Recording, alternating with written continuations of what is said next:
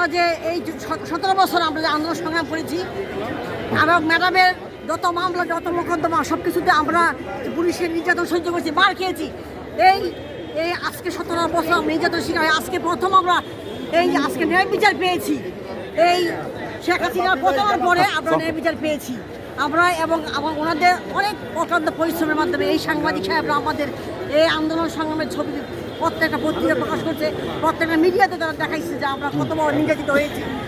আমরা বাপি ভাইকে আমি ধন্যবাদ জানাই যে উনি প্রত্যেকটা ইয়েতে ছিল, আন্দোলন সংগ্রামের সময় আমাদের পাশে ছিল এবং ছবি তুলে পত্রিকায় দিয়েছে আমরা যে কতবার নির্যাতন শিকার হয়েছি, কতবার আমরা মার খেয়েছি পুলিশের, এবং আমি অ্যারেস্ট হয়েছি এই 17 বছর 2013 সালে আমি অ্যারেস্ট হয়েছিলাম একবার এই মিছিলে গিয়ে হরতালের দিন।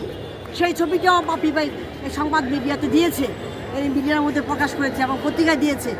আমি অনেক অনেক ধন্যবাদ জানাই ওই বাপি ভাইকে এবং এই সংবাদ মিডিয়াকে যে ওরা আমাদেরকে এই 17 বছর যত আন্দোলন সংগ্রামের সাথে আমাদের সাথে ছিল, পাশাপাশি আমাদের সমস্ত ঘটনাগুলো ওনারা পত্র পত্রিকায় তুলে ধরেছেন।